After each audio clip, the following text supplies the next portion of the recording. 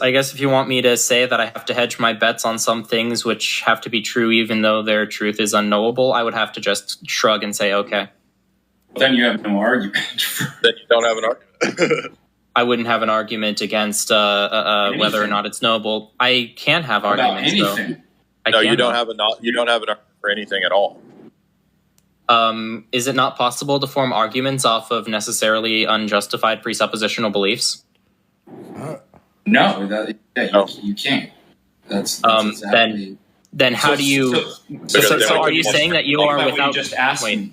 Hang on. I have some presuppositional beliefs in which everything that I'm about to argue is dependent upon, but I don't have to justify that. Wait, why don't you have to justify them? That's your position. You just gave back. Stating your position, dude. I'm stating your position back to you. Okay, good. So we're on the exact same page now. If that's the case, you can't critique us, and we can just say we don't have to justify. Yeah, what I'm trying to illustrate is what you just said. It was that position, and that means there is no argument. You're literally saying I'm going to say a bunch of things based on a bunch of other things that I don't have to. I just made a bet on. If that argument contradicts experience, then it doesn't matter what you presuppose. Now you're back to question. We're asking for a justification that you can trust your senses, and you just keep saying my senses. That's presupposed. Yeah, we're asking for the reliability of senses is a presupposition that I know is unjustifiable. Asking for a justification for a belief in the principle itself, and you're saying I don't have to. Well, for belief itself, I mean, the first belief that I have is that I'm capable of belief. Next question. If you're going to be consistent, then we're just going to say, okay, you're going to get annoyed when we just accept that standard and say, okay, we don't need to justify our belief in God. Okay, next question. Well, the issue is then, the more important question would be then, what is God? We don't have to give an answer for that next question. It's presupposed. Do you see how that doesn't work to critique or to give argument? Is God just any presupposition whatsoever? No. Then what is God? Do you see what I'm pointing out? Do you see what I'm pointing out? Can we do? Let's do one person at a time. Go ahead. So, are you saying that presuppositions are necessarily unquestionable as well? That even if they are unjustified, we can't question. Even if we know that they were justifiable and unadopted, that we can't question them. Hush for a second, please.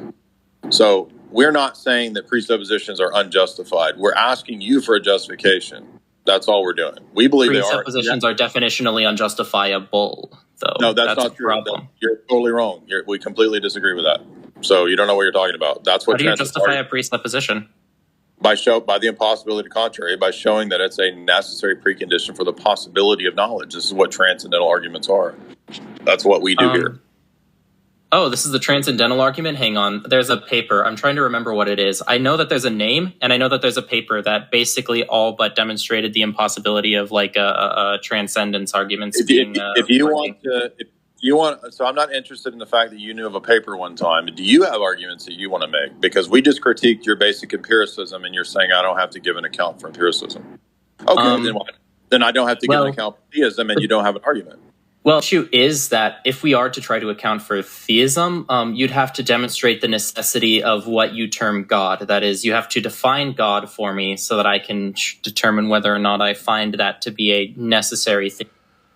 You have to define things, because as an atheist, we define truth to existence. Can you see the proof, please? Well, the fact that you're typing in my chat would be the proof of God.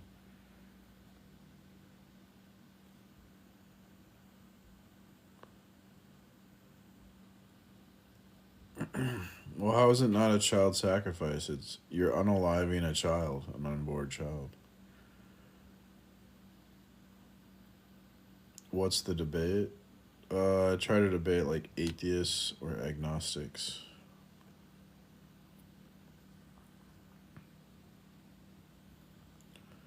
What do you mean I can't be serious?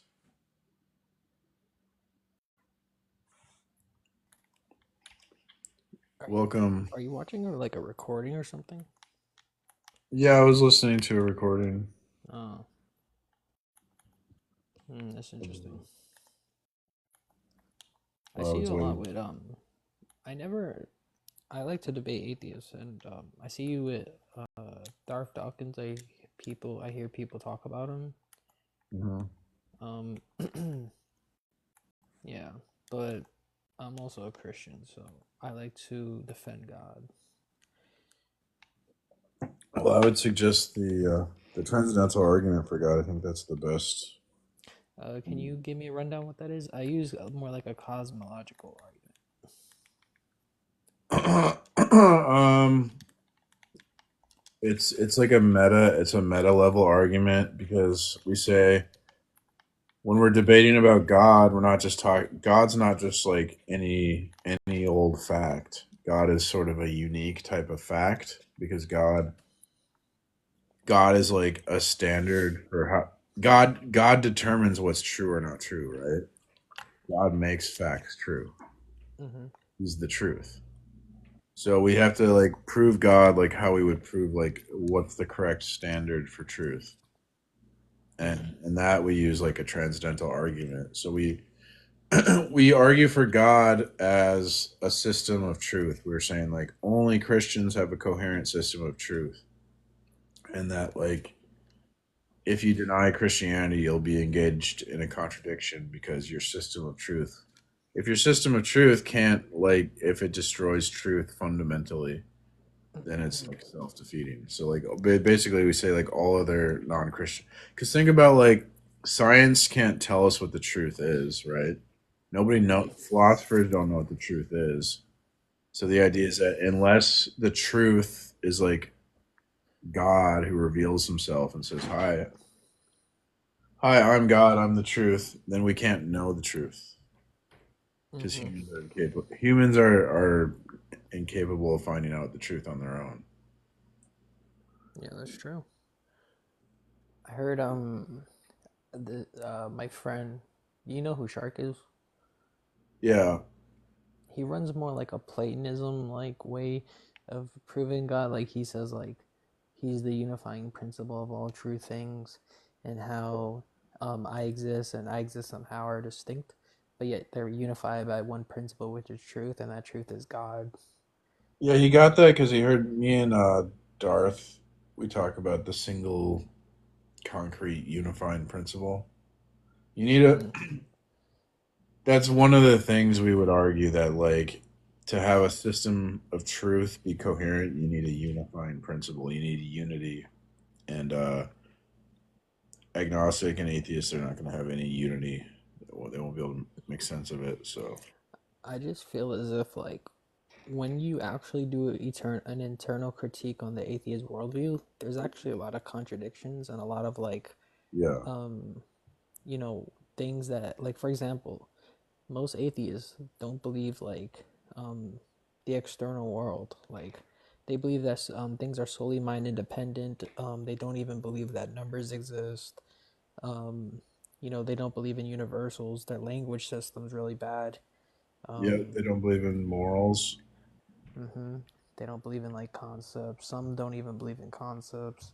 Yeah, It's any actually, immaterial object they're going to have hard time explaining.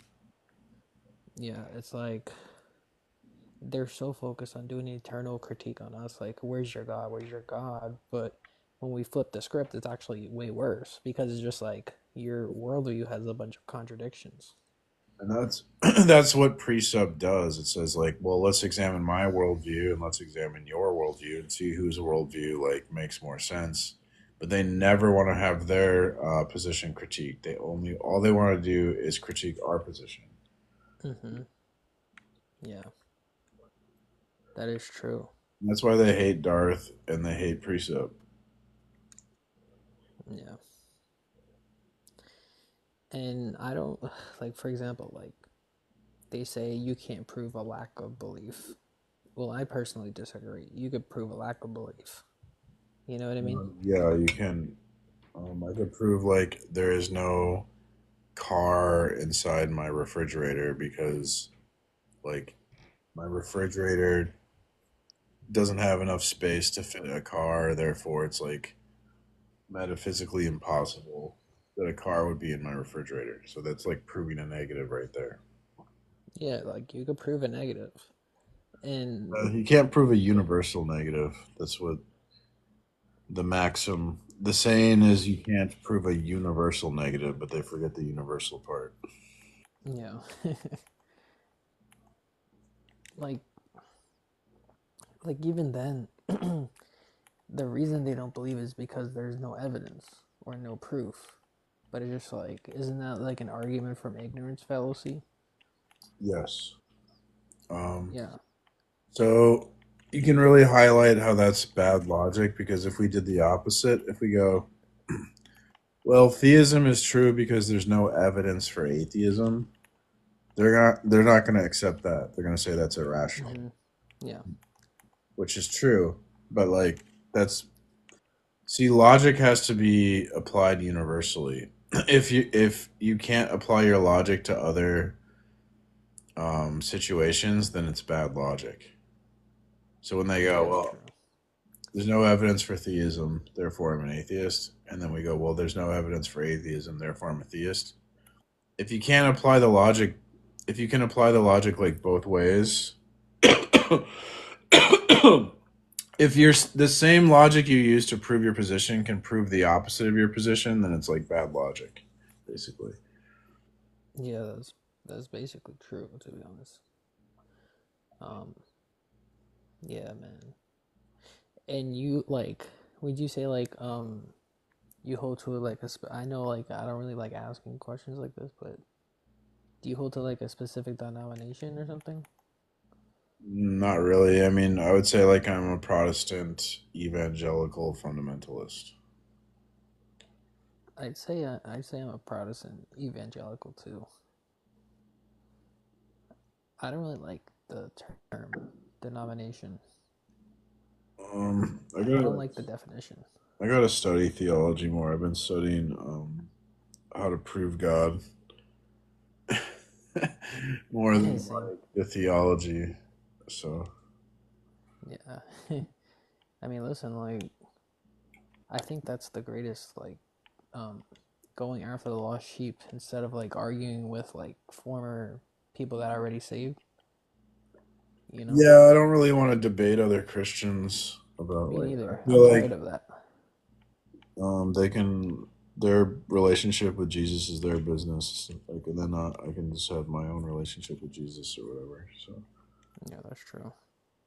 I don't need to like tell them how to have a relationship with Jesus. They can figure that out on their own.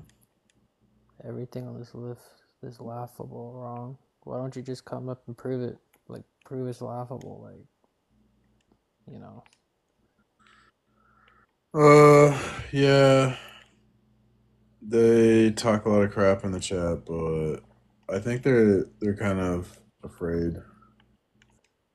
I mean, listen, the only reason you'd be afraid is because you're afraid of losing. But there's never losing when you're like learning. Like if you come with an open mind and you want to actually learn and develop, you don't lose. But atheists are conceited. They're just prideful. Yeah, that's if someone's like arrogant, then they're not gonna like Yeah. ever admit they're wrong. Yeah, that's just stupid. And not admitting you're wrong is like very like it's not good. Like because you like as an atheist, you're morally flawless. Like you can't be wrong. There's no objective wrongness. There's no objective truth. If you actually think about it, like you know.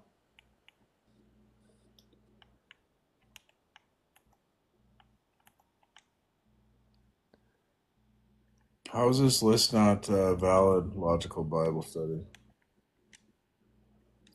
See, some Christians disagree with things I say too. Mm. I don't know what's wrong on this list.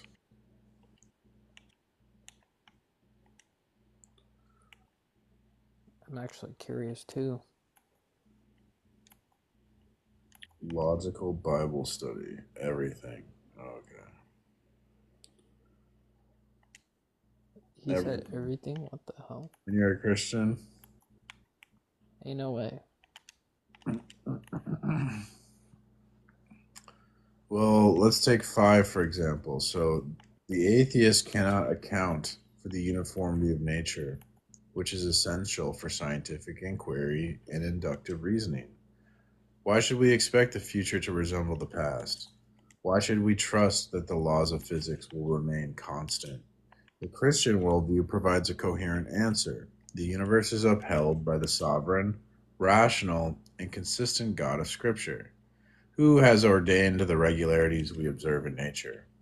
The atheist, however, has no such foundation. If the universe is the result of random, unguided processes, then there's no reason to believe that nature will behave in a predictable, orderly manner. The atheist's reliance on the uniformity of nature is thus borrowed capital from the Christian worldview, which he inconsistently denies. Science is a method. Yeah, and science presupposes the uniformity of nature, and only the Christian worldview can account for the uniformity of nature. That's not an argument of atheism versus theism. What are you talking about? That was an argument. Autumn, you're not welcome here. You know, you got me like blocked because you're telling everyone I'm a creep.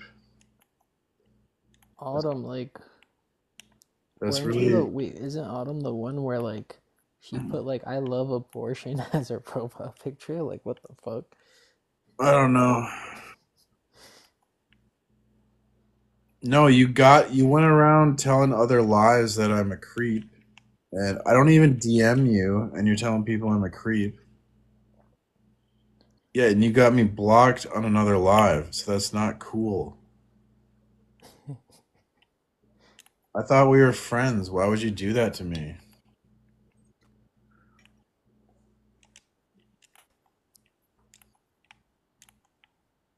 Yeah, see if she thinks it's funny. I was in that live when Shark proved that he was Nigerian and Autumn was there. That was so fucking funny. She thinks it's funny to go tell people that I'm a P3DO. We were never friends. Oh shit, what the fuck? What the hell? Why do you always come in my live and try to talk to me? Damn, that's crazy.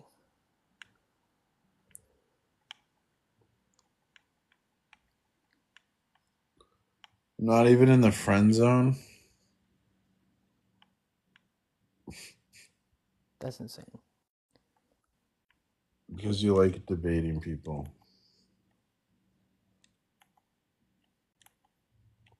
Yeah, Debating's actually pretty fun.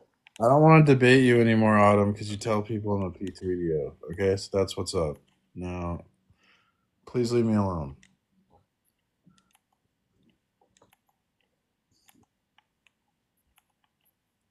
I just like debating people when I'm actually bored, but her dad must have never disciplined her when she needed to be like spanked. Like she doesn't know how to treat people.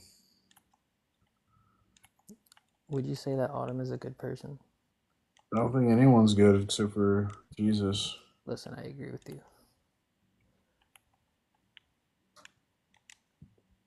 But we tolerate people. I'm gonna go back to I'm gonna listen to a little more of my recording. So I'm gonna drop you back down, man. For sure, bro. For sure.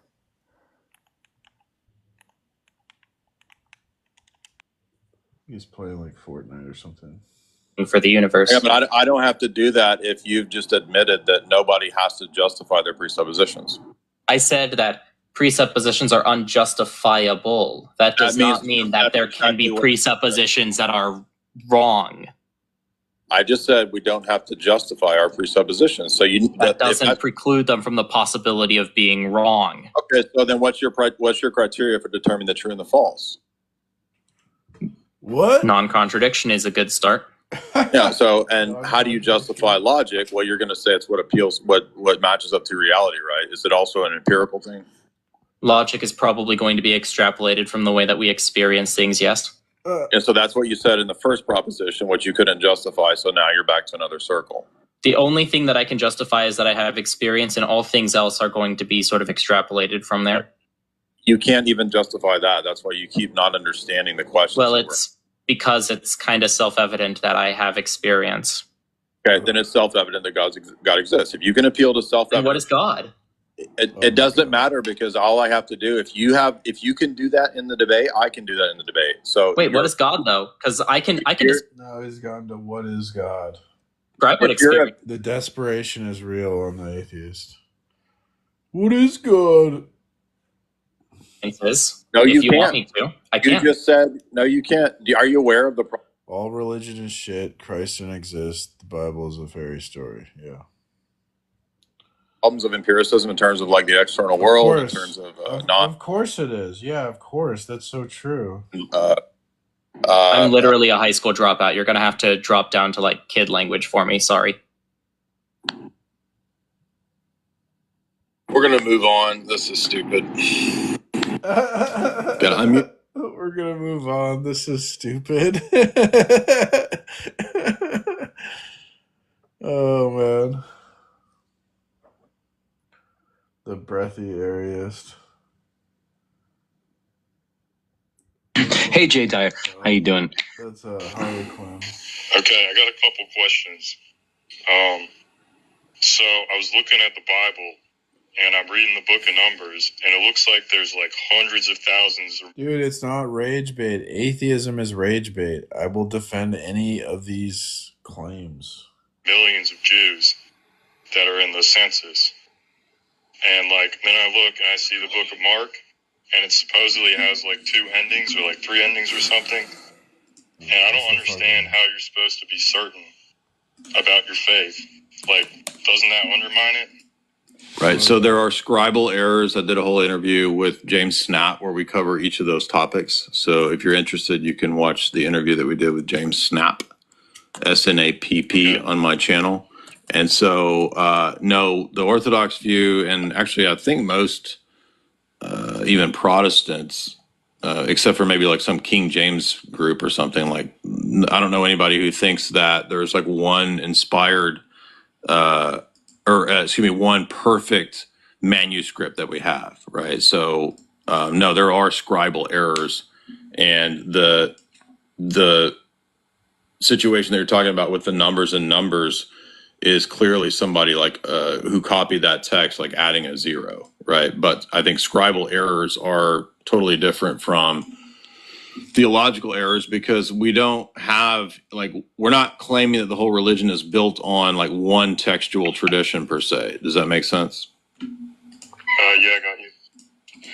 But And the same goes for the end of Mark. But if you want a whole discussion where we recover those topics, it's in this interview right here, and I'll put it in the chat for you guys. So would you say it's possible to be like 100% certain about your faith?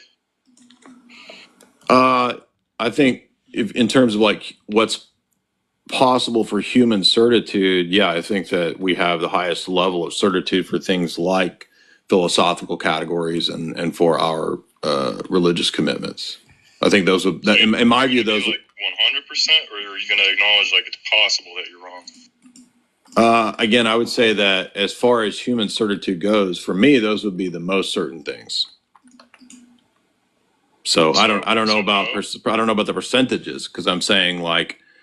So as a human, it's not possible to be 100%, is what you're saying. No, I'm saying that. How is it object? Well, because the Trinity is necessary for knowledge. Because for knowledge to be possible, there has to be connections between objects, like objects share properties, and there has to be distinctions between objects, that objects have different properties. So the connections and the distinctions between objects have to be real for knowledge to be possible, which means you need a Trinitarian God. So if ultimate reality was one thing, then connections would be real, but distinctions would be false. Knowledge is impossible. If ultimate reality is many things, then connections would be false and distinctions would be real, making knowledge impossible. So at base, the ultimate reality has to be one thing, and it also has to have distinctions, many things. And what do we have in Christianity? We have God who has three distinct persons unified in one Godhead, which is going to be necessary to make knowledge possible, because since God is one Godhead with three distinctions, three persons in the Godhead, one and many, we can have equally co-ultimate one and many. So connections and distinctions are real. So knowledge is only possible with a Trinitarian God. Well, it's not just says me. I gave an argument. That was an argument. I guess you didn't. Maybe you don't know what an argument is. So before Jesus, there was no Trinitarian God. So how can reality be possible? There is no before Jesus. He's eternal, homie.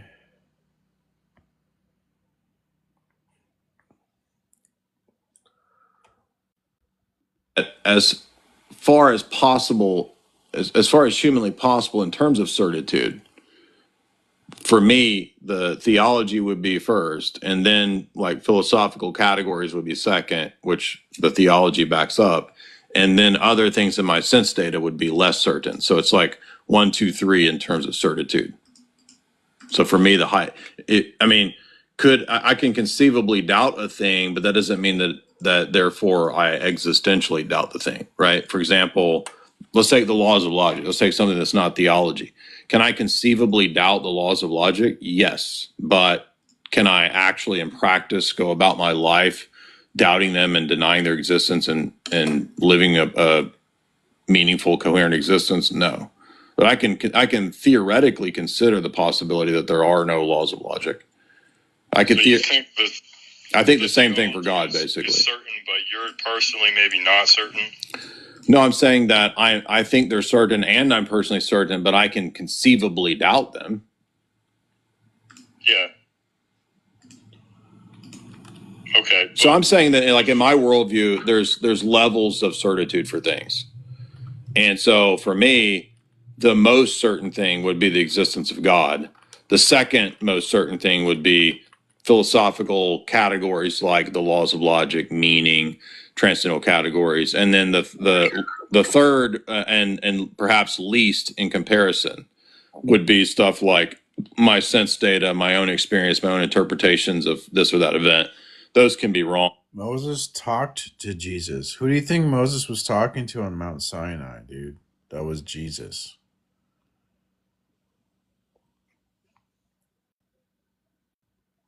But that doesn't mean I have to be completely skeptical. So I just think that all human beings have kind of layers and levels of certitude to their beliefs. So when Paul says no with certitude, he really means like no with certitude, but you can still, because I don't understand how I can have any sort of doubt at all, like even if it's just like theoretical doubt, and then be able to like repent, you know? That doesn't make any sense to me. What does that have to do with repentance? I don't know. Oh, what does that have to do with repentance? You lost me. What does that have to do with repentance? What do you mean?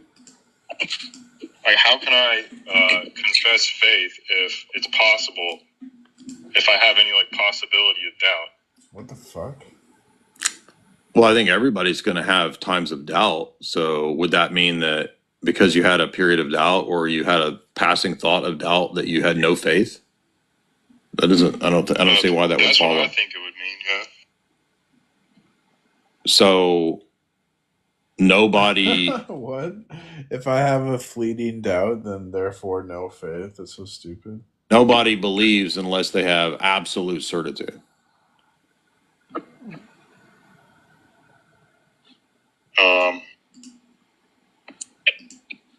Yeah, I mean, you could believe, but okay, you wouldn't have. Okay, I think I got it. So you can have theoretical doubt, but you need to have personal certitude. What? Is that what you mean? Well, you were asking me specifically about my situation and how I view my worldview or whatever, and I was saying that do I personally, existentially, ever have doubts about things that are most certain to me? Sure. I'm sure everybody's had doubts about God's existence. And maybe if we go to confession, we confess, oh, I had doubtful thoughts this week or something.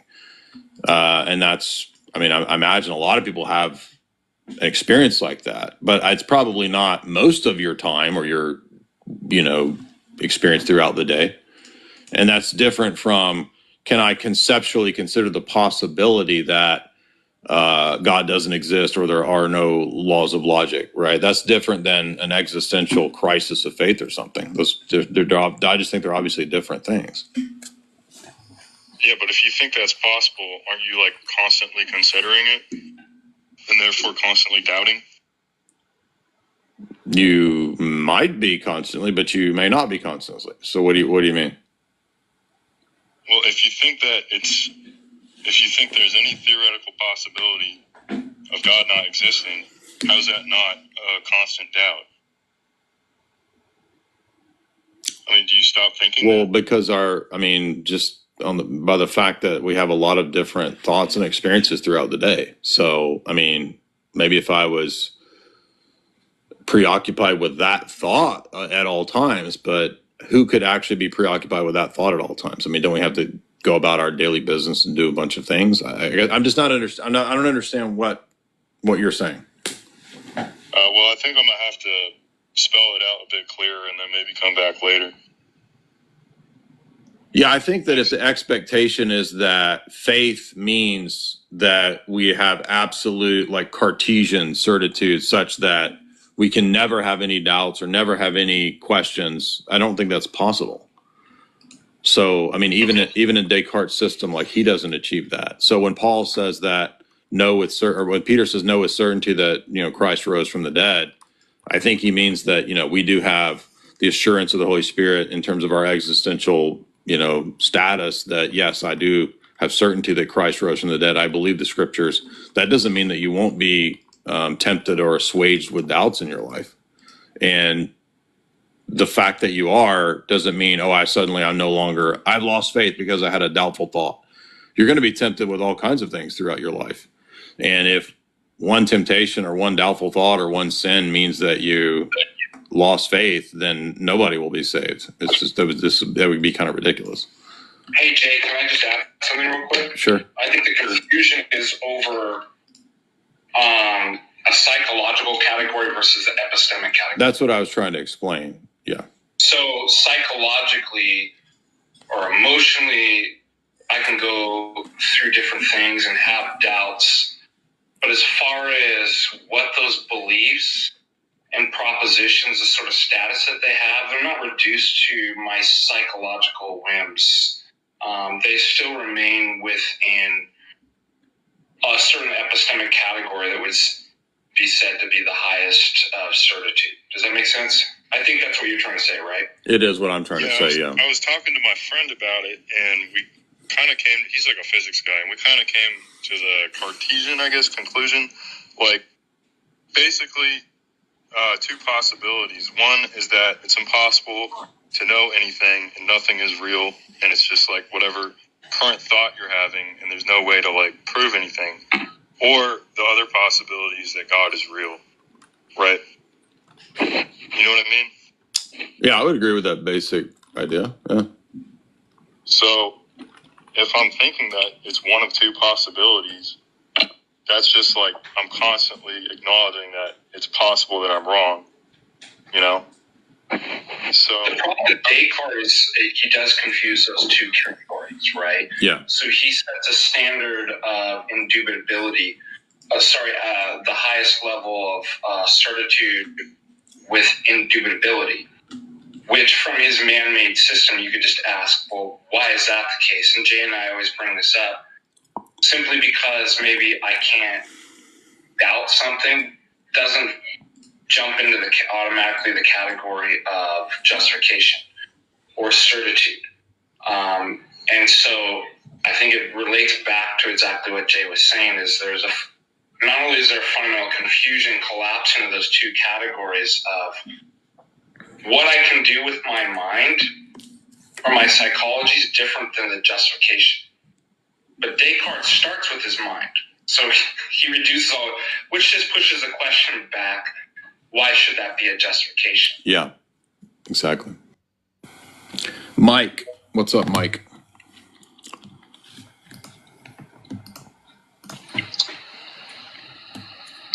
Hello, can you hear me? Yeah, what's up, dude? Hey, just wondering if you got any evidence for the thing that you call God? I think there's first and foremost philosophical evidence, sure. Okay, what's the best you got? I make the transcendental argument that if God doesn't exist, then reasoning, logic, ethics become impossible. And by impossible, I don't mean that people don't do them. I mean impossible in the sense that there's not a justification for doing and believing in those things. Okay, so you're trying to say that these things are grounded in this God thing? Yes. Okay, why can't we just ground them in just reality itself? I mean, the idea that reality itself has some kind of intellectual or conceptual content is, I think, vacuous. What does that even mean? What is reality itself? I mean, to say reality itself is a metaphysical claim. So we're asking for the... What's not evidence, Narwhal?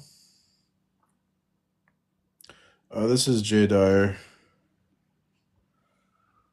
Of metaphysics itself. So we need something more than just a metaphysical claim to ground metaphysics. All right, so what you're trying to say here is that logic, do you think that logic requires a God? I do, yeah. Okay, why? Because if we don't have that kind of a being to intellectually or in an epistemic sense ground it, it doesn't make sense how logic can be or function. So it's an epistemic argument that I'm making right now. And that's the best way to explain how things like universal, immaterial, conceptual, invariant entities like logic can be, is if there's a God that's where we ground these things in the divine mind, that makes sense for how those things can be. To say that they just are would be arbitrary. Well, we can just ground them in human minds. We can just say that logic is descriptive of the world, and therefore we don't need a God at all. Right, but to have a reductionist move immediately puts us in a position where there's all kinds of logical problems for trying to ground logic in the human mind. For example, my mind is not your mind. So to just say that it's in the human mind actually won't get us to justification. Right, but I'm saying logic is something that human minds do, right? Human brains do. Yeah, but we tend to agree upon the axioms, or we tend to agree upon the conclusions we make on logic. Yeah, but it doesn't matter because they are descriptive of the world. They're not prescriptive. Right. Well, but to say that because we do it and because we agree on it doesn't get you justification. So those are because those are fallacies. Why doesn't it give us justification to just do logic? Because the two things that you said are fallacies. How? To just do something doesn't provide justification for how and why that thing is. That's a fallacy. I mean, you're laughing, but it's a fallacy. It's just okay. Logic. The other one, you're just saying it just is. Okay, again, these are arbitrary conjectures. No, I'm not saying it just is. I'm saying you did say it just our minds do. It's the way. That's saying that it just is. World, right? Okay, so we do all kinds of things. That doesn't provide justification for how or why it is the case. Likewise, you appealed. Likewise, hold on. Hold on. Likewise, you appealed to the fact that we all. You appealed to the fact that we all agree on it. That's called the mass appeal fallacy. So the two things that you've argued. I'm not saying in virtue of us agreeing that therefore it's true. What I was saying is that is what you said. The logic itself is a way that we use axioms. Okay. Using an axiom doesn't. Okay, again, use. Right? Therefore, you don't need God. Doesn't matter. Use doesn't grant you justification. Why not? Because I could use all kinds of things, or I could say that we do all kinds of things as humans. That doesn't mean that it's justified to believe in. That's not a good reason to believe in the thing because it's used. Okay. So you're saying you can just add God to the equation and pretend as if no, I didn't just add God to the equation. I made a specific argument that a specific type of immaterial invariant thing, a universal concept, requires a certain type of universal being to ground it. It's a very precise argument. How do you justify that? How do you justify that? That is the justification for the existence of logic. Okay, then we could do the same thing for human minds. We can just say the justification is that human minds exist, therefore human minds don't give you human minds don't grant you the justification because human minds are finite and your move is a reductionist move. Wait, what? They're finite? Yeah, I don't know if you've heard of this, but a human mind is finite. That we can ground logic in minds. It doesn't get you the grounding because a human mind is finite. You can't justify because it's a universal. It shows that because the mind is finite. Do you know? Because it's a universal. Is the human mind universal? What does that even mean? What does that even mean? So basic terms in philosophy, you don't even know what we're talking about. No, it's not universal. Yeah, exactly. Yeah, thank you. So it doesn't provide justification, right? But the mind is reality is universal. The mind, yeah. Sir, hold on for a second. Let's move on to the next one. No knowledge of what we're talking about. Basic philosophy. What does that even mean, universal? You mean like Logic 101? You mean like Epistemology 101, universal claims? That thing that you don't know about? Chase Haggard, welcome. Hey. Welcome. Go ahead whenever you're ready. So, Mike, you said there's no ontology to logic? No, there is. It's in the mind. Okay, so the ontology exists in the mind? The ontology of logic is brain chemistry, electrochemistry in the brain. Okay, cool. So whatever I predicate as logic is just logic because it's produced by my mind then, because there's no actual external ontology to what's going on in my brain. Yeah, so you can form logic in your brain, but the point is that valid logic has to have a specific configuration within the neural circuit. Well, you just imported valid. Let's slow down. You said that logic, ontologically, is just a product of the brain. So logic, to me, logic is sticky notes.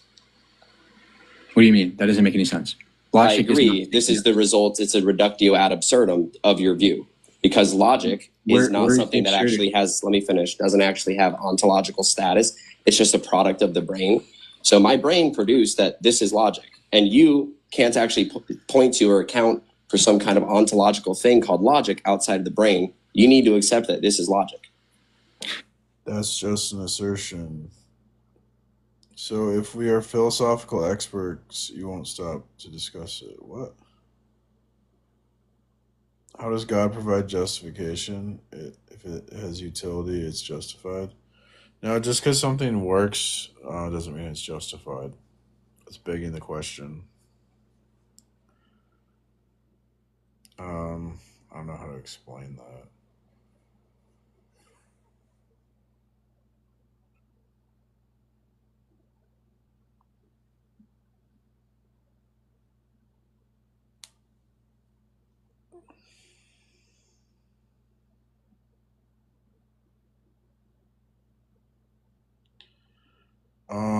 Religion is a scam.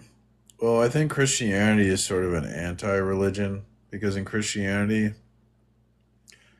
you can have a direct personal relationship with God. There's no priest class that stands between you and God.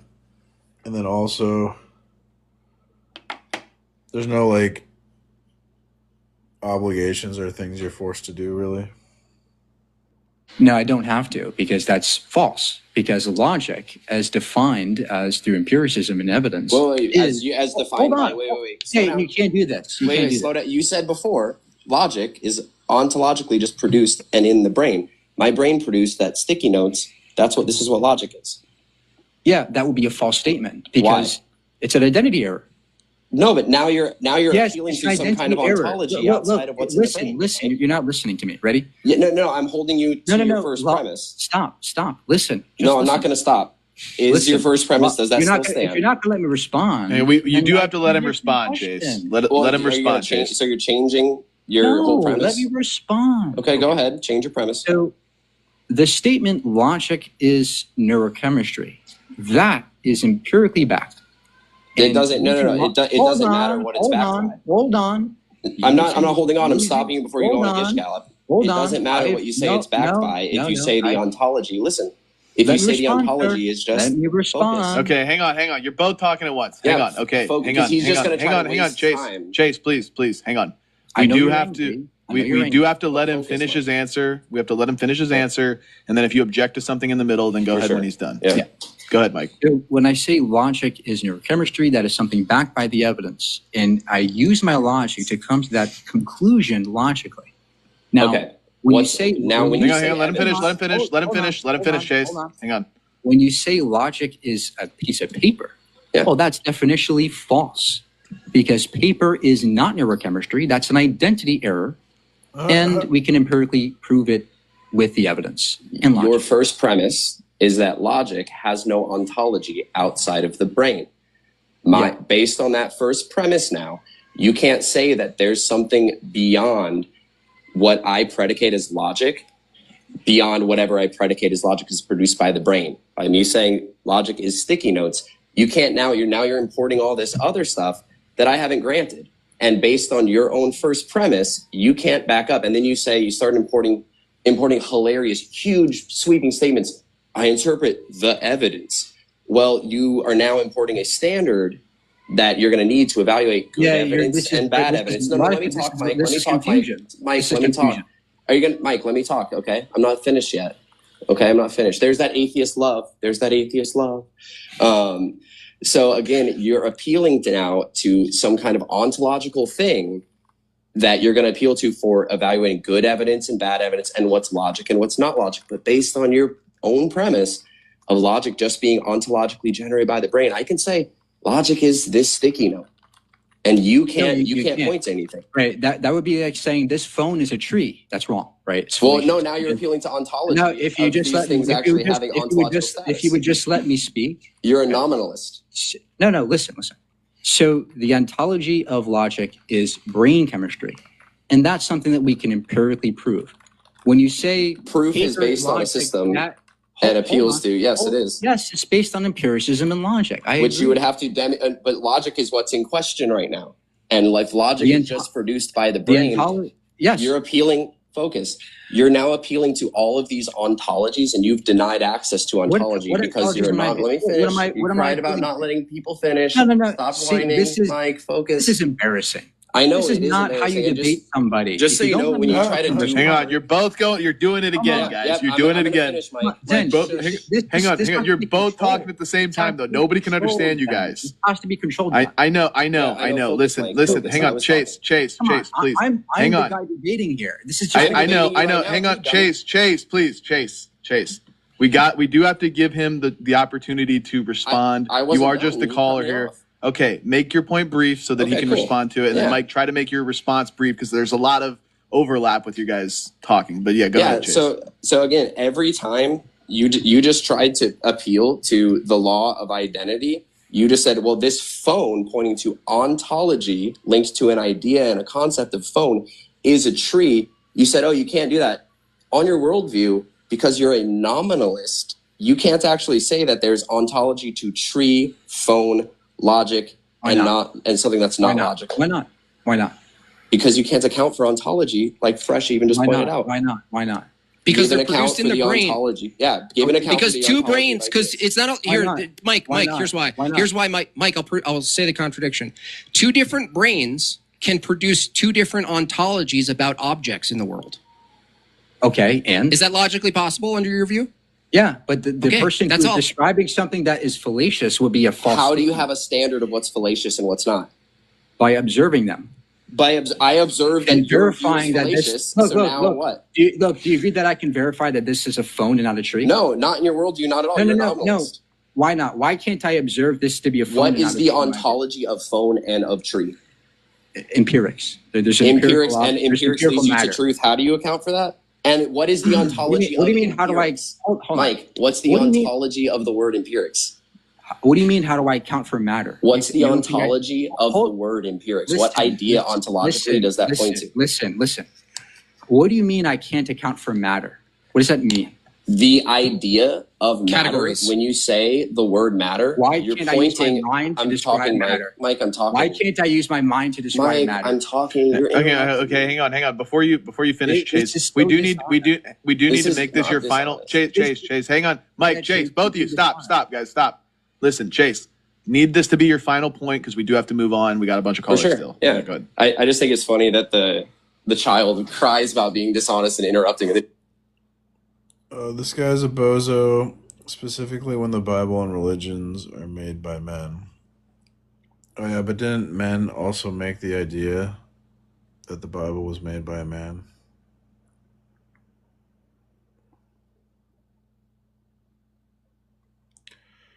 It was Jay Dyer versus Mike Burgandy.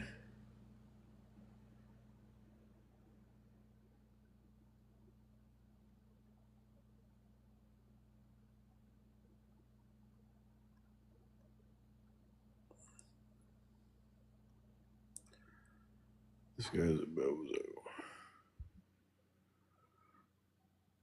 Interrupts. But so again, you're appealing to when you say matter. How can I not account for matter? The word matter, you're using that word to point as a referent to point out an ontological idea, but you can't account for ontology, and you've negated having access to any. I'm talking, Mike. I'm talking. Mike, I'm talking. Mike, I'm talking. You can't account for these things. You've even admitted it. It's through the mind. It's through the mind, which is determined, and you have no verification principle to determine what's true or not. Why can't I determine things to be verified? What's your verification principle? The idea that you can verify something to be true by observing. Your verification principle is the idea that you can verify something to be true? Comparative analysis, right? And how do you compare what's true and false, Mike? By observing these things and seeing if they comport to reality or not. And how do you know what comports to reality? By observing it. Using logic? Using my brain, yes, and my logic. And logic has no ontological status. Thank you. This was very fun. Appreciate it. What doesn't have ontological status? All right, thank you for the call in, Chase. We can't continue it. It's just taking up too much time.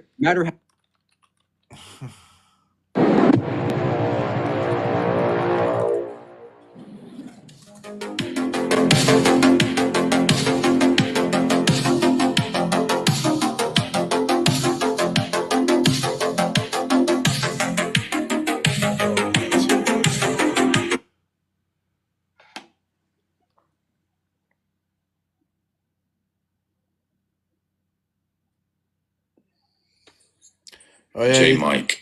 You think it's funny, Ozo? Hey, how's it going? Yo. Hey, so you still hold the view that atheism or the non-existence of God entails a contradiction? Well, it entails a contradiction in terms of justification. What?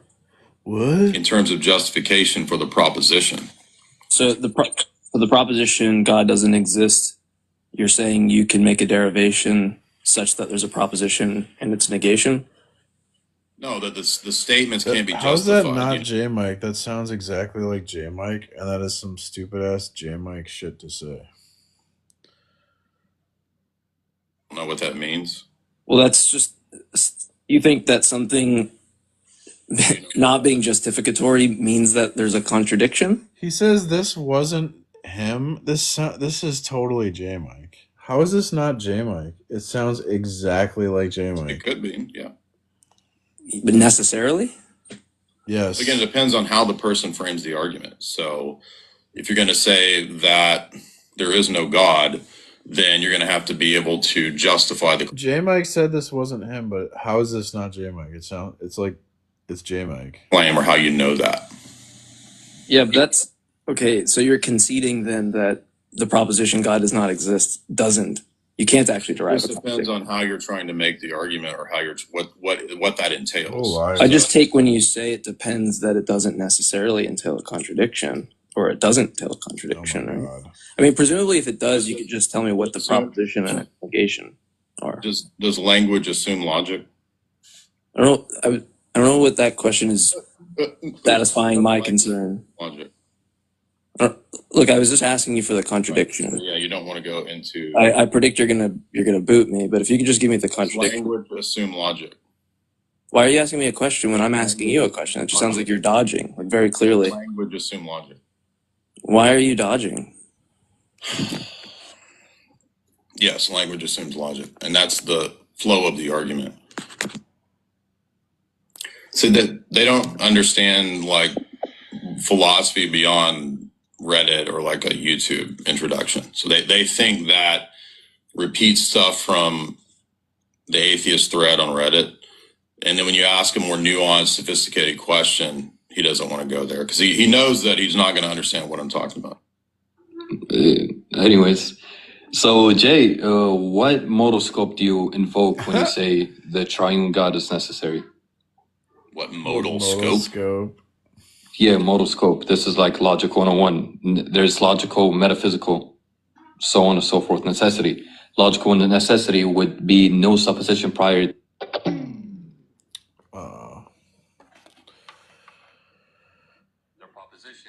logically necessary, and it cannot fail in any possible. Oh, there goes the audio recording. Yeah. I'm looking at AIs. I'm actually like trying a new AI out for arguments. That's pretty cool.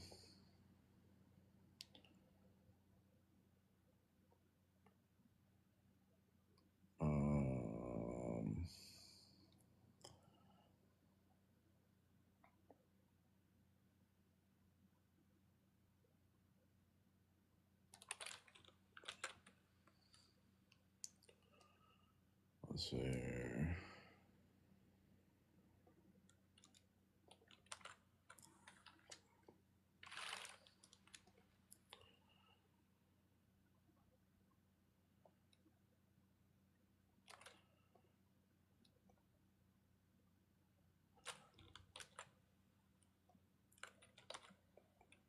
What? Why is it doing this?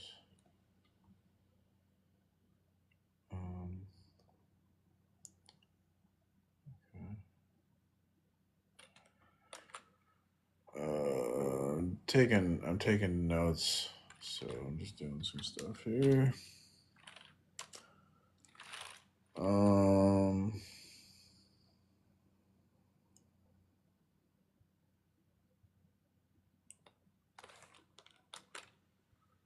Let's see here.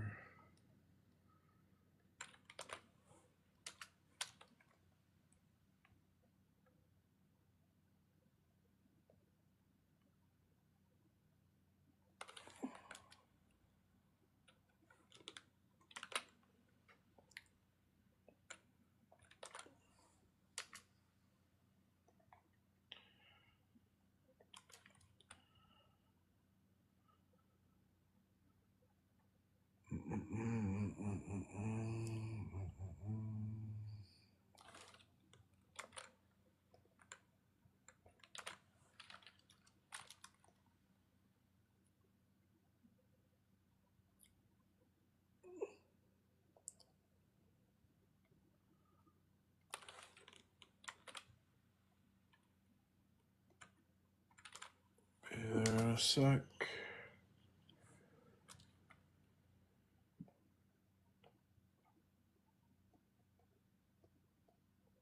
I have to write down notes because my memory sucks.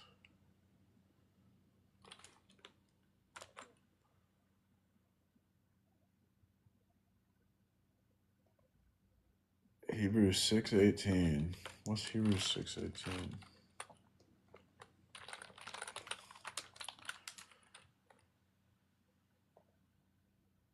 God did this so that by two unchangeable things in which it is impossible for God to lie, we who have fled take hold the hope set before us may be greatly encouraged. Flat out explicitly says it's impossible for God to lie there, huh?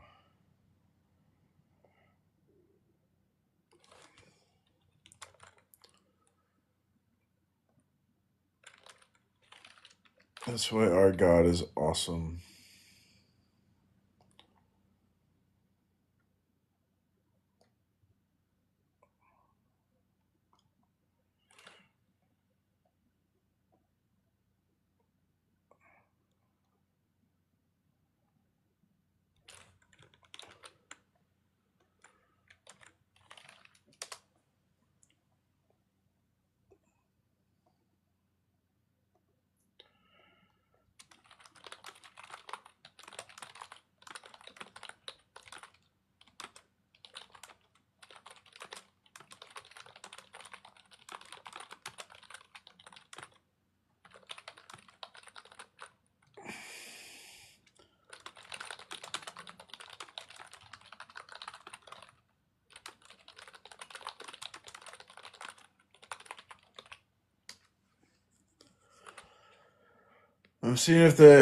I'm trying to get the AI to help explain this like complex stuff in a simpler way. Are Catholics or Protestants right?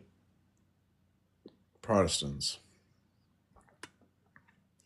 Many other gods existed long before yours. No, the Christian God's eternal. Humans have more common DNA with primates than cat does to a lion. Okay.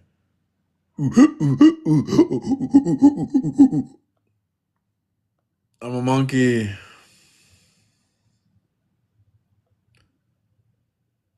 Bible condones slavery. No, it doesn't.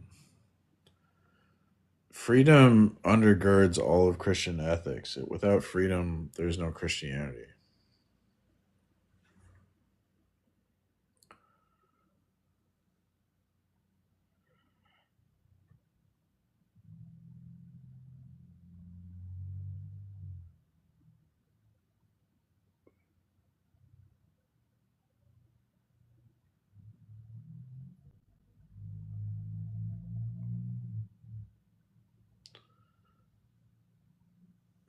Holy crap, it's typing out tons of crap.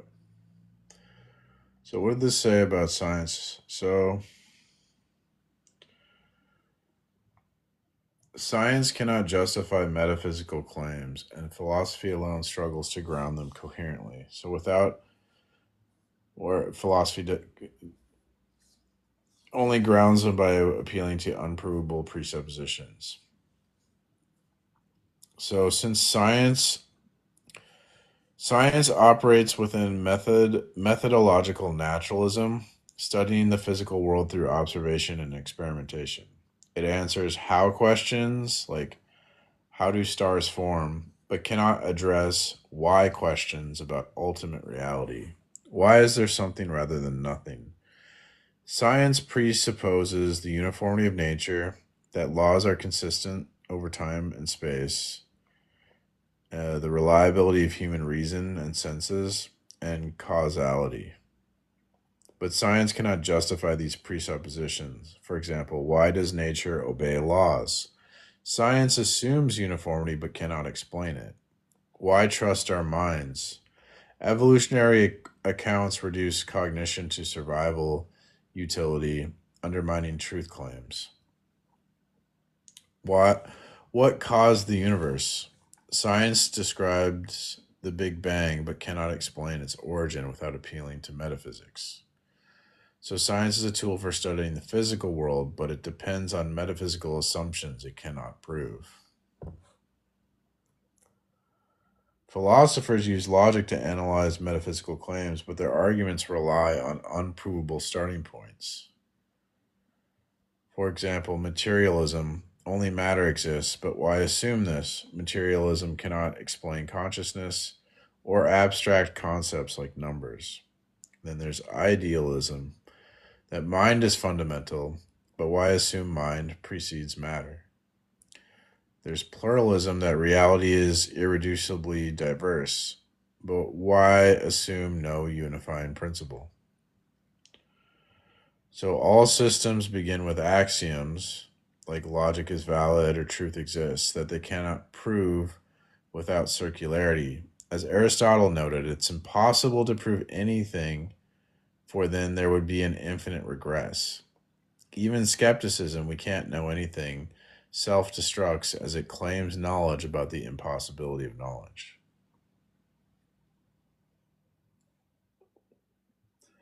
Because science isn't arrogant and doesn't claim to know everything. Oh my God.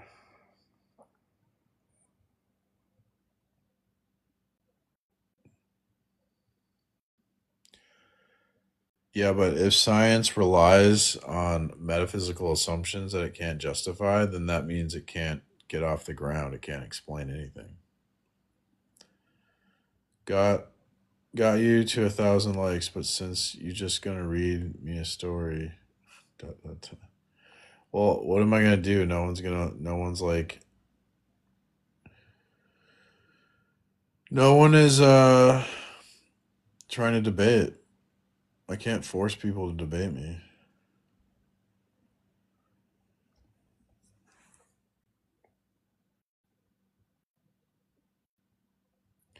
So if neither science nor philosophy can ground metaphysical claims, how do we know ultimate truths?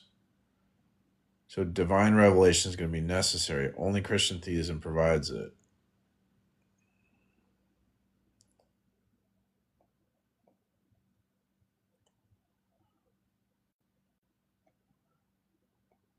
For science, logic, and philosophy to work, we must assume unity. The laws of logic apply universally. Plurality, distinct entities interact predictably. Objective truth, that 2 + 2 = 4, regardless of culture. But these preconditions require a transcendent foundation.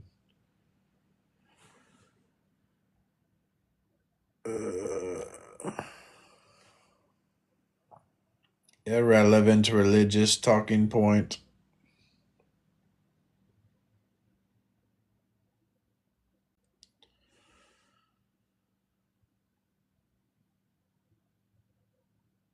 But these preconditions require a transcendent foundation beyond the physical world, and only the Christian God, a triune unity in plurality, Father, Son, Spirit, provides this. Unity, one God; plurality, 3 persons; objective truth, God's rational, consistent nature.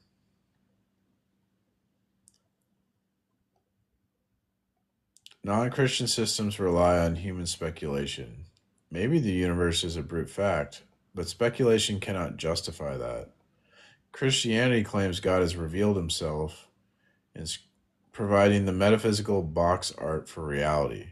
So the Trinity resolves the unity-plurality dilemma. Creation ex nihilo explains why there's something rather than nothing, and God's sovereignty grounds the uniformity of nature. Without revelation, human reason is trapped in a vicious circle. How do I know logic is valid? Because it works. But why does it work? I don't know. Christianity breaks the cycle by grounding logic in God's nature. In the beginning, there was the Logos.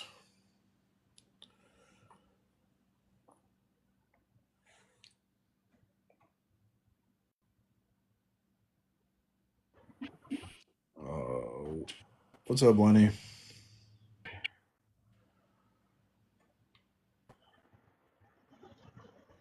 Just wanted to give a shout out to you, man. Hope you have a great day and all that, brother.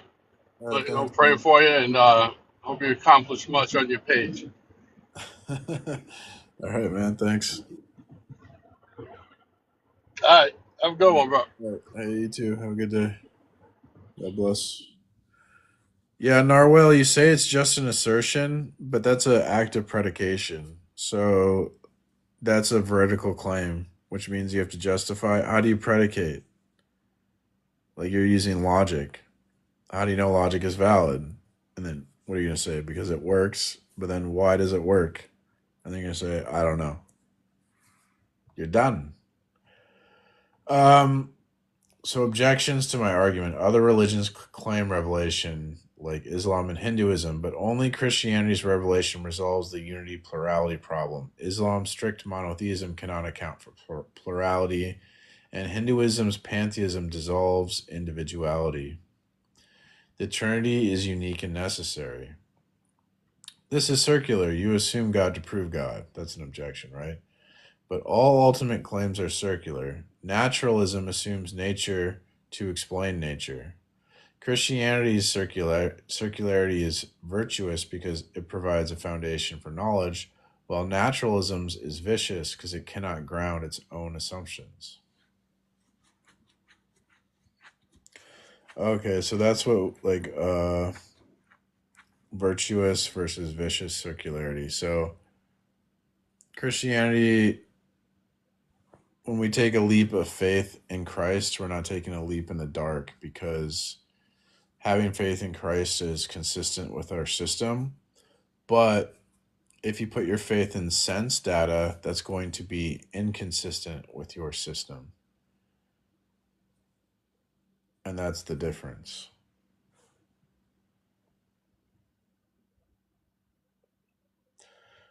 So atheists can still do science and philosophies, yes, but only by borrowing the Christian presuppositions like objective truth and uniformity. Unbelievers live in God's world but suppress this truth. James Anderson missed that, I guess.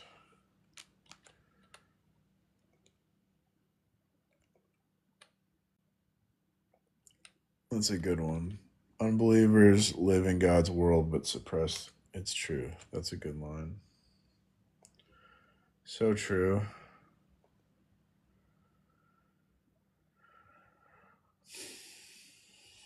How are we at a standoff?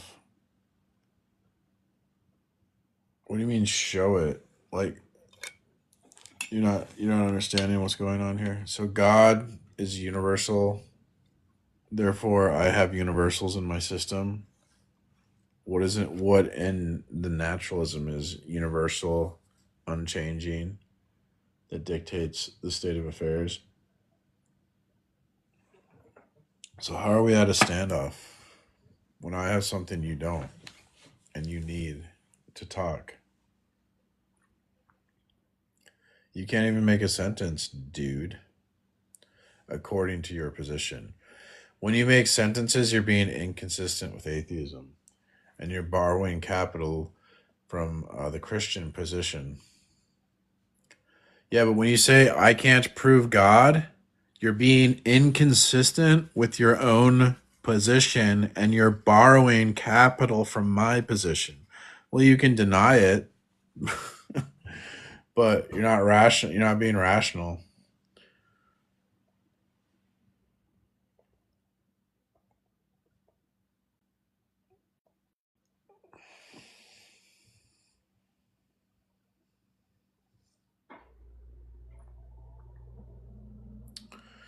So okay, you're asking how. Well, I asked the AI to dumb this down for you, okay?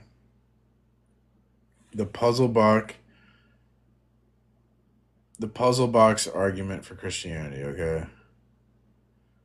So the universe is like a jigsaw puzzle. Imagine you find a jigsaw puzzle on the ground. You notice two things. One, all the pieces are different. And two, they fit into one big picture. Now I ask, how can the puzzle have both? If there's only like one big picture, you can't see the pieces. But if there's only pieces, then you can't see the big picture. See what I'm saying?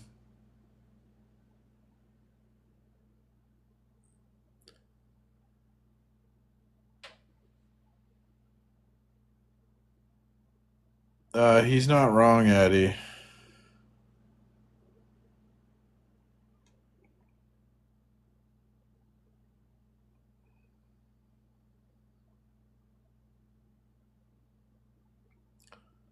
What is he wrong about?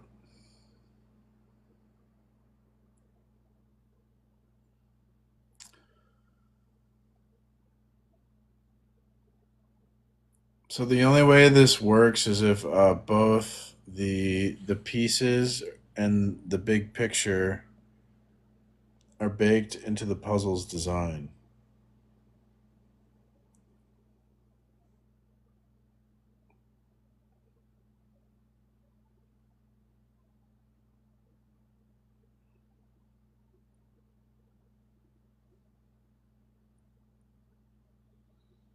It completely prevents ovulation in some cases.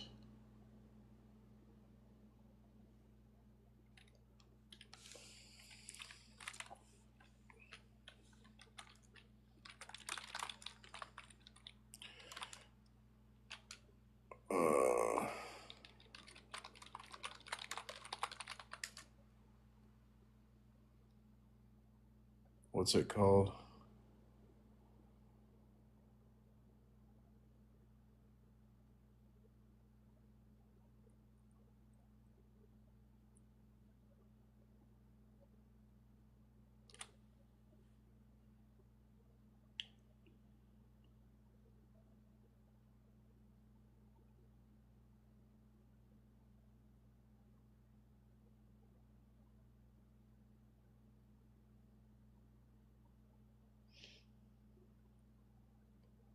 Okay, you're right. what's it called? IED or something? No, that's it for war. IUD.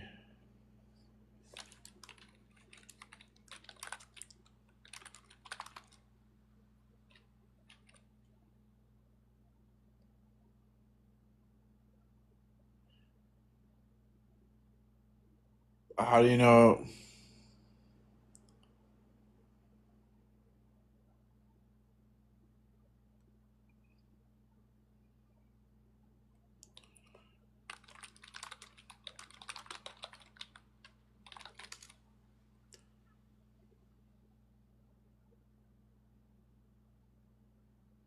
Okay, yeah, you're right.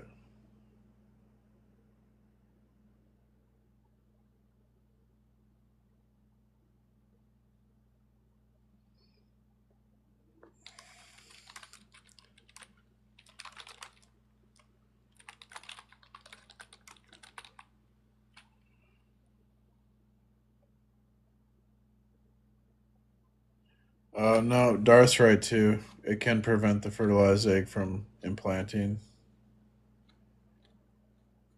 No, that's not true. Darth's correct. No, Darth's correct. Yeah, Addy, Darth's no, it does. Darth's right. It does stop. Um, if an egg were to get fertilized, it would stop it from implanting on the uterine wall. So that would be murder or murder. Yeah. So he's not wrong. Especially when he's a man speaking on the topic. Yeah, well, that's 1% schmurder, Addy. So he's not wrong. Okay, so think of the jigsaw puzzle, right?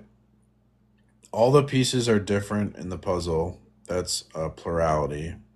And that they fit into one big picture. That's a unity. And if all the pieces are glued together, you can't see the pieces. You just see the unity. But if all the pieces are like spread apart and scattered, then you can't see the big picture. You just see the pieces. So we need both the big picture and the pieces to be baked into the puzzle's design to make the puzzle function. So the universe is going to be the same way. Our universe has diversity, like stars, people, laws of physics, and order. Unity, math works everywhere. Gravity applies to everyone. But here's the problem. Science can't explain why this combo exists. It just assumes it. Atheism, materialism can't explain it either. If everything is just random particles, why is there order and diversity? So you need a puzzle maker. If you found a real puzzle, you'd assume someone designed it. The universe's unity and plurality combo points to a designer, but not just any designer. This designer must embody both unity and plurality to create a universe that works this way.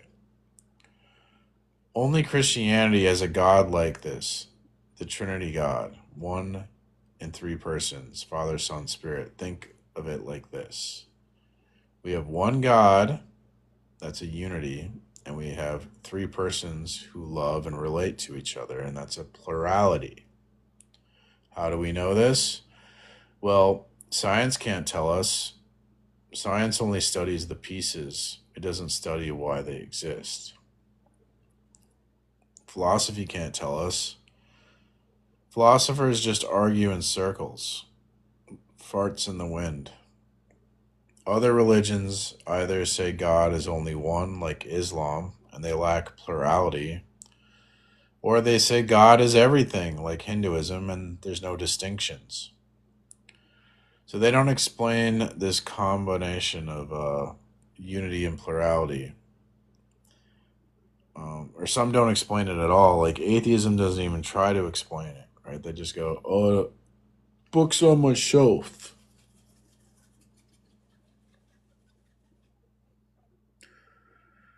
The only way to know is if the designer tells us. So Christianity says God did exactly that. He revealed himself in the Bible, showing his unity and plurality in the Trinity. He entered the world as Jesus to fix what's broken.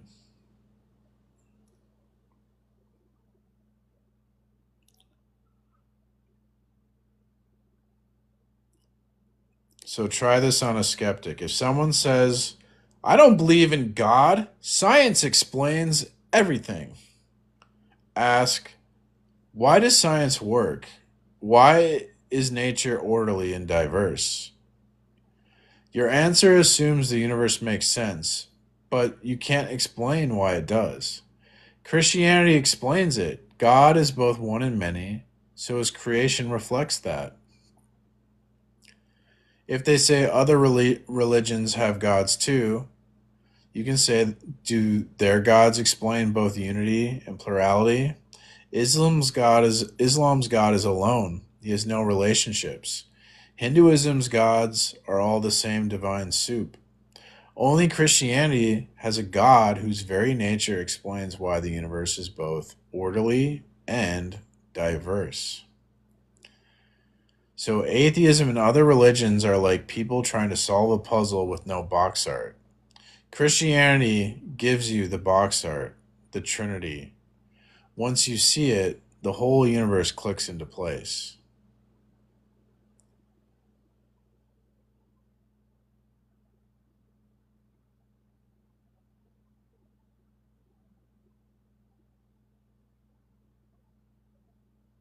Dude, that's a badass. That's a badass way to argue it, actually. Holy crap.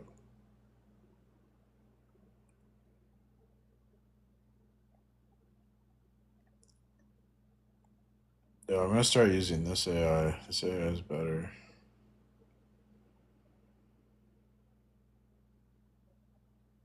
I don't see.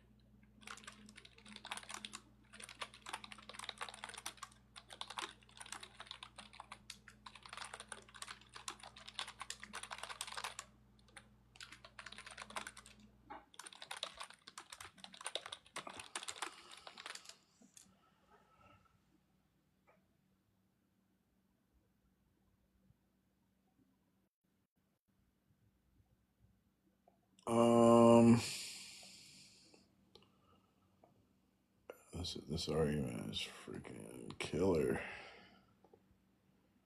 Gosh, I can't even say that. Like, that's not even stupid TikTok. Oh, whatever. It looks like. Which is it? Which is what?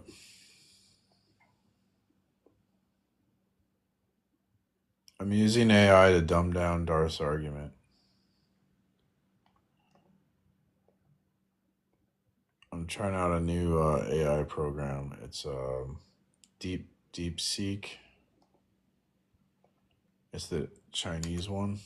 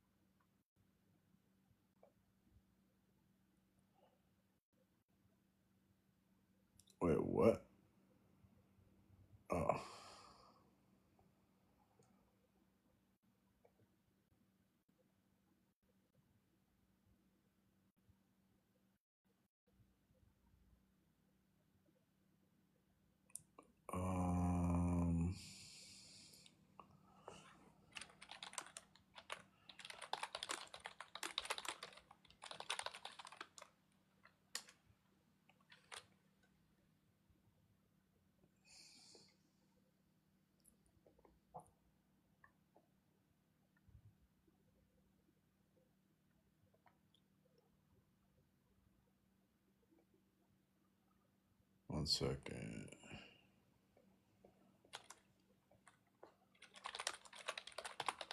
I can hear my cat asleep snoring. They say cats don't normally snore, but if your cat snores a lot, then it's not like an issue.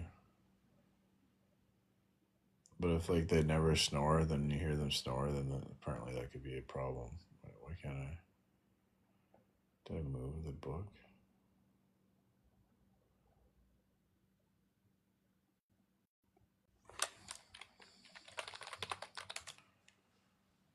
What?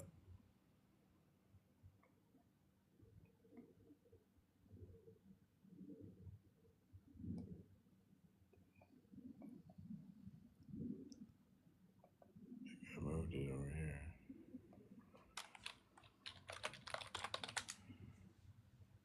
Oh, I did.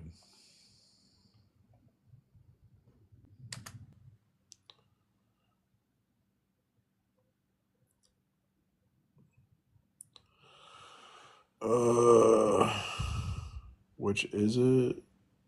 Which AI is it? Yeah. Christianity makes up the box, right? No, it's revealed.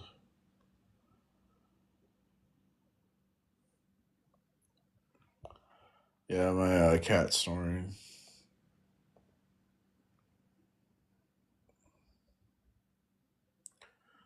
So this argument doesn't use jargon.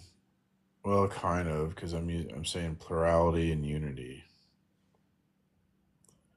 But you try to explain it.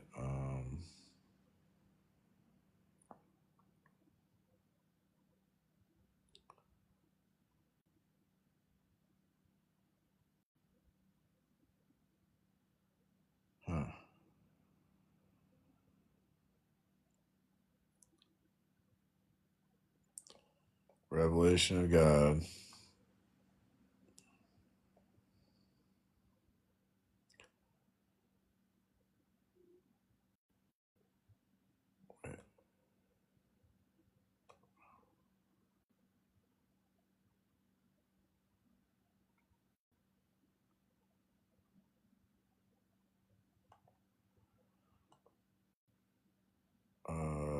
I totally forgot where I was in my book. God dang it.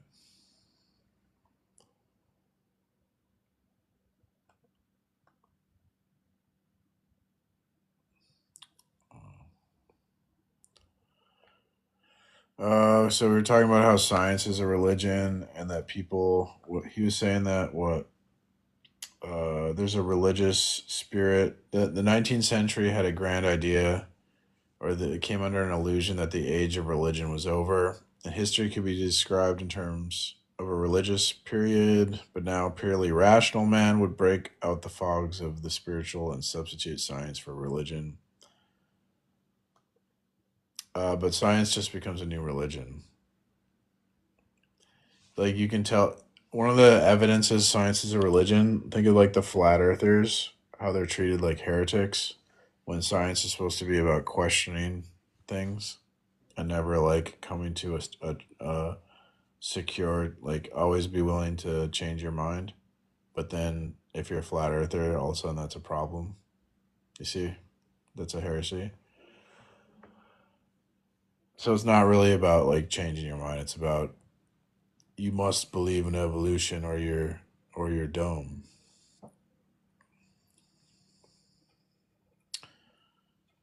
And then he talks about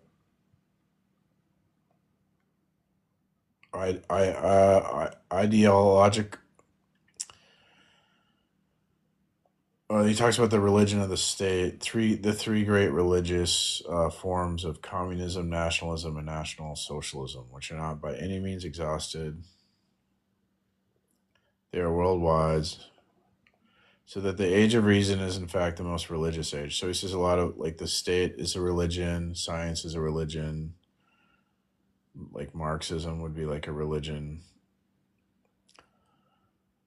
So the same mechanism can be seen at other levels. Thus, one might refer to political alienation. It is an odd fact that every time man tries to free himself from dictatorship or from the exploitation of man by man, This leads at once to the setting up of a tyranny just as great. Louis XVI is overthrown, only to be followed by Robespierre and Napoleon. This is the implacable pattern of history. Nicholas II gives place to Stalin, Batista to Castro, and Farouk to Nasser.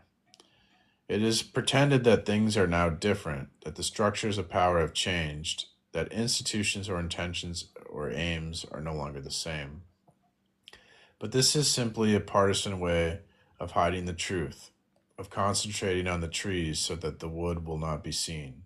It is an imposture, especially when the well-known distinction is made between reactionary dictatorships, which are simply trying to perpetuate the past, like that of Franco, and progressive dictatorships, which are preparing the ground for the future, such that is Castro. The important thing is not progress, it is the fact of dictatorship itself. This is always an end, never a means. It always manifests the same forms. It produces an extraordinary mixture of archaic and retrogressive brutality on the one side, and geometric and progressive tolerance on the other. Two indissoluble elements, as may be very well seen in the supreme example of Stalin. The main point, however, is that liberation carries with it a reproduction of the power that has been destroyed. The power of the state may be seen in this. Did you guys know that Stalin acted like he was like an ally to alternative lifestyle people? And then when he became in power, he put alternative lifestyle people in work camps. So he promised them, he used them to get in power, and then he just betrayed them. And this was a lot of time what like politicians or political groups do. Yeah, but science is not supposed to be about everyone agreeing. It's just supposed to be about everyone disagreeing and questioning things. But then when you do that, you get called a heretic. So it's religious, actually. The powers are certainly stronger than man. How can even a man of goodwill escape the power of money, which holds him at every level of existence? He can be saved from the powers only by an external intervention, which has then necessarily to become internal. He can be saved only as the objective intervention of Christ against the powers overcomes them. Neither individually nor collectively can man break free from them himself. The powers have, in fact, been defeated in the crucifixion of Christ. What has beaten them is that on the cross, as in the temptation and in the self-abnegation of deity, kenosis, that means emptying, Christ did not meet force with force. He did not engage in the type of combat described by medieval authors. The armies of heaven were not mobilized as on the canvas of Brigil. God did not deploy his absolute power. He stripped himself of power. The principalities and powers were themselves stripped of power because they encountered the one who did not compete with them, but let himself be stripped. They did not meet a victor. They met a prisoner who gave himself up to them. The powers were thus stripped of the one thing they have, namely, their power to vanquish. They had nothing here to vanquish. They were robbed of any possible victory. The worst tyrant wins no triumph when his enemy voluntarily yields to him, neither in supplication nor fear, neither in combat nor negation, but simply in love. The tyrant who can kill this enemy unalives himself, for he loses at a stroke both purpose and meaning. The powers have been defeated because Jesus could say that no one could take away his life. He gave it himself.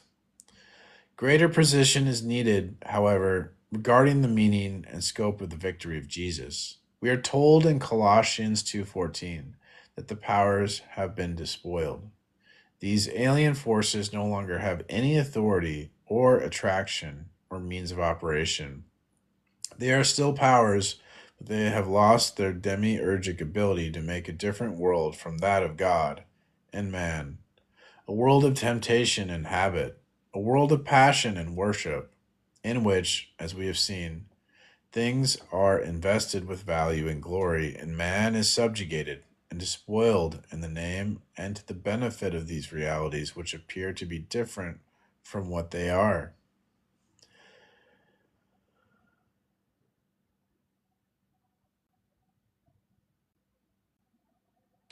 Yeah, Stalin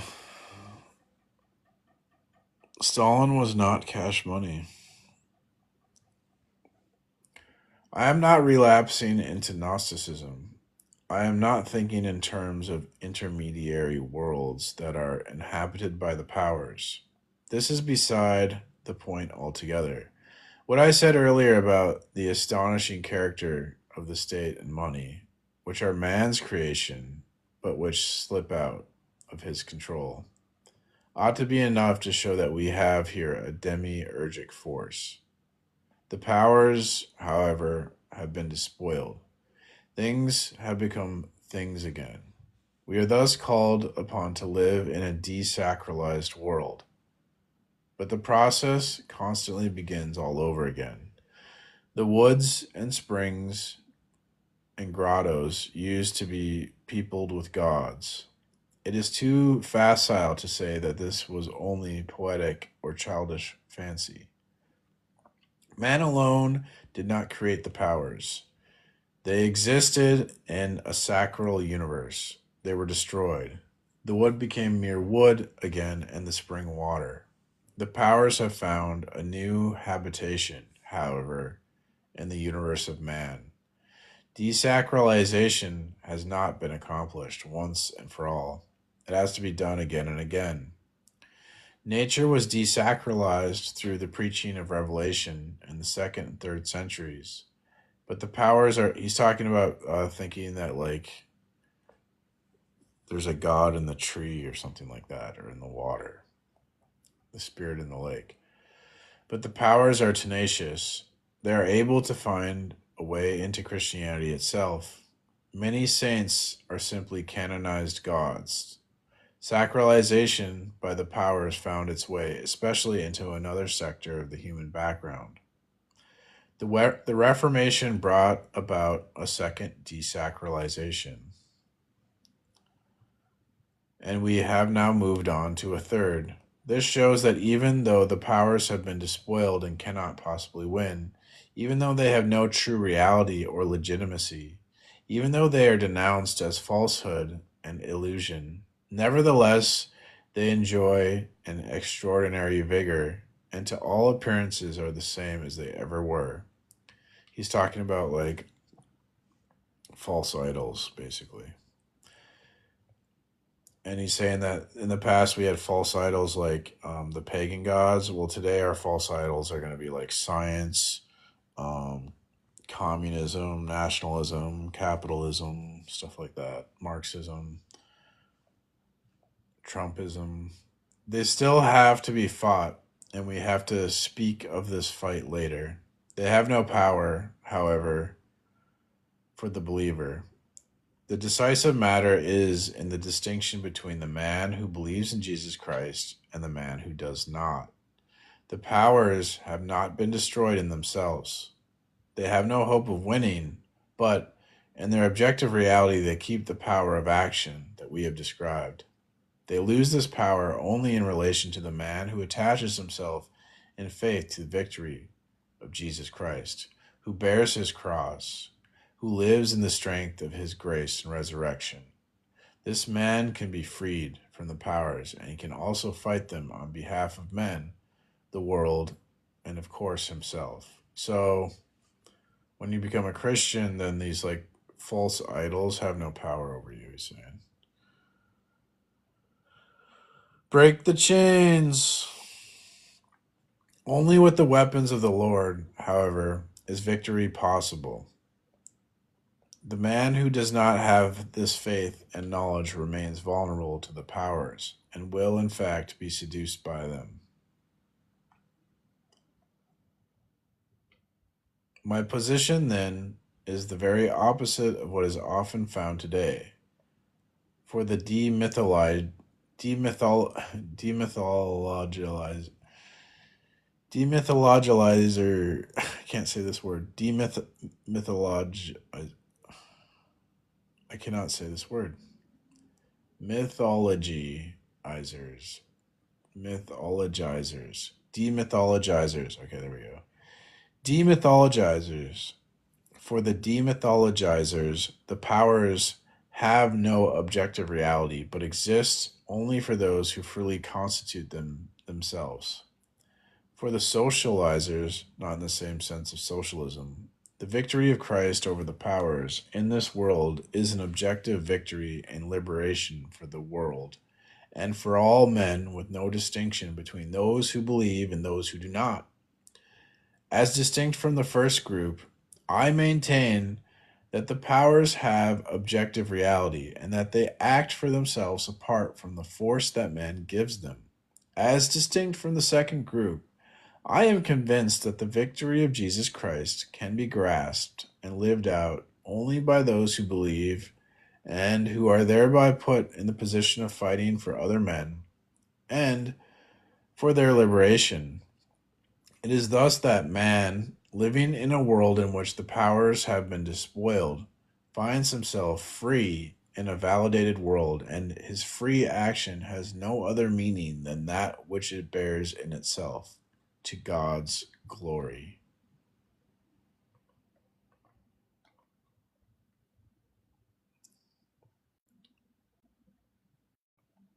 I'm gonna just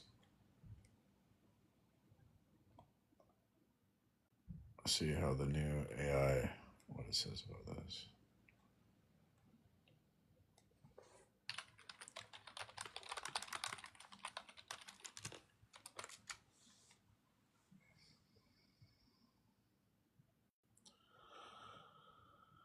Well, I guess I might go. I guess nobody likes me anymore. The atheists don't want to play. They don't want to play with me. It's sad. It's so sad.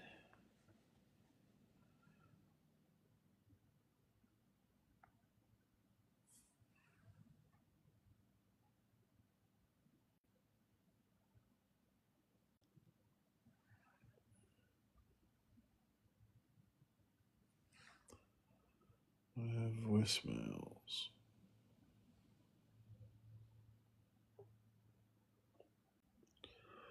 I have a spam voicemail.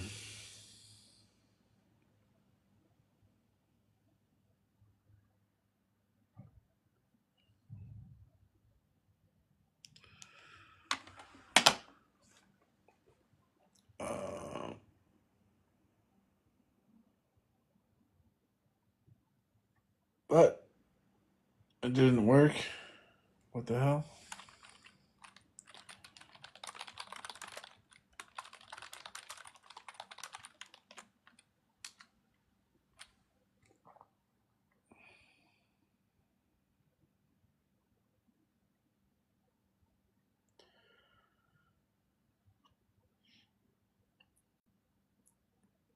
My AI is not working. Oh, it's actually not working. But I really liked the answers it was telling me about my arguments.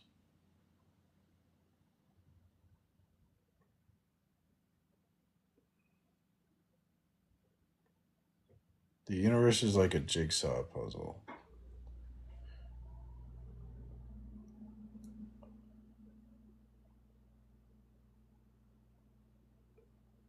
So a jigsaw puzzle has pieces, and they fit together to form a big picture. So the universe has both pieces and also a big picture, like order.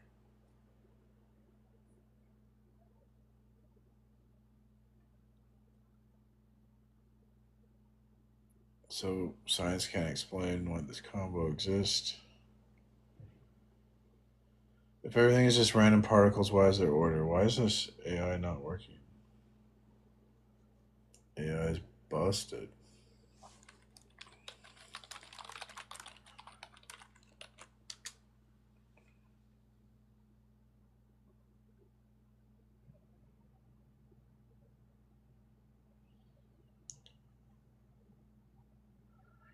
This text discusses a spiritual idea about the powers, forces, or influences that seem to control or manipulate people and societies.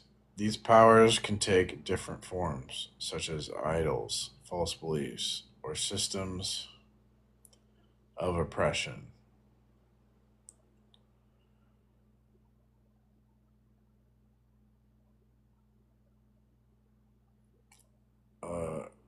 Early Christians taught that nature, like the sun, moon, and storms, weren't divine.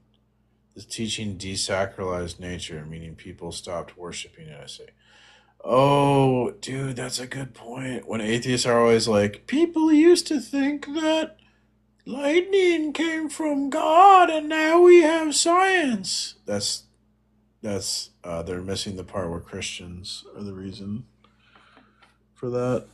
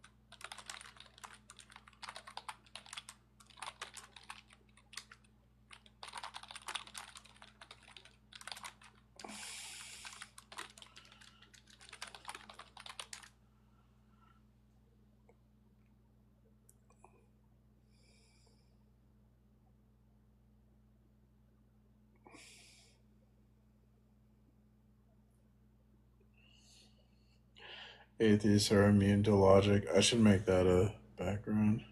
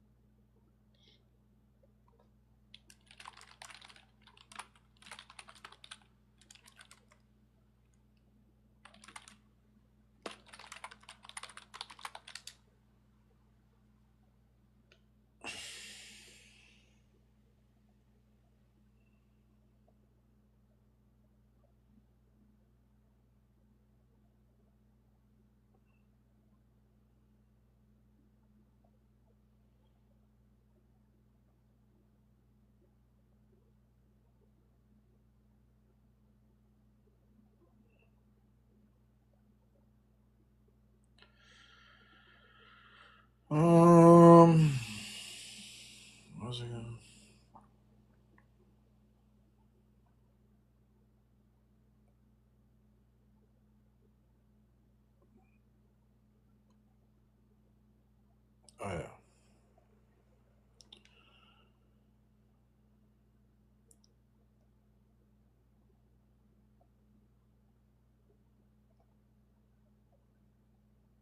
Oops.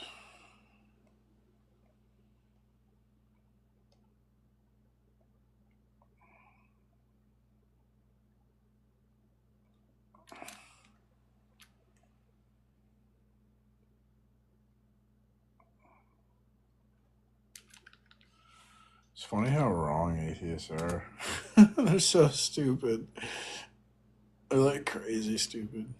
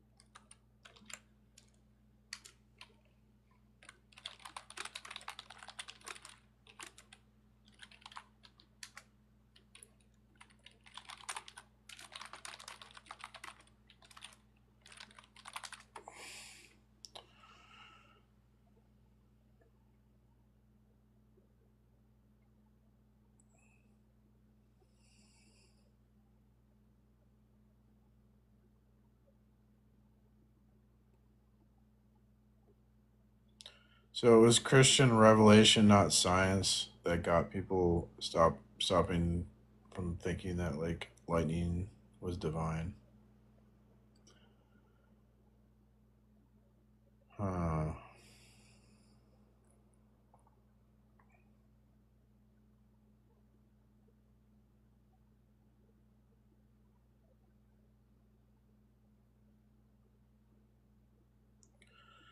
These powers are only powerless to those who believe in Christ. For Christians, Jesus' death and resurrection defeated these powers spiritually. However, for those who don't have faith, the powers can still manipulate or control them. They may be seduced by things like greed, power, and false beliefs. Christians are called to fight these powers, but they must use spiritual tools like faith, truth, and God's strength, as described in Ephesians 6:13 about the armor of God. The fight isn't just for themselves, but for the benefits of others and the world. Some think the powers only exist because people believe in them, a psychological explanation. The author disagrees, saying the powers are real and active on their own. Others think Jesus' victory automatically frees everyone from the powers, but the author disagrees again, saying this freedom only applies to those who believe in Christ. So believers are free from the powers because they trust in Christ's victory, but this freedom allows them to live with purpose and bring glory to God. So spiritual forces still try to control people, but Christians believe these forces are powerless for those who trust in Jesus. Christians are called to resist these powers with faith and help others find liberation. There's forces in the world that control you, and only Christ can free you.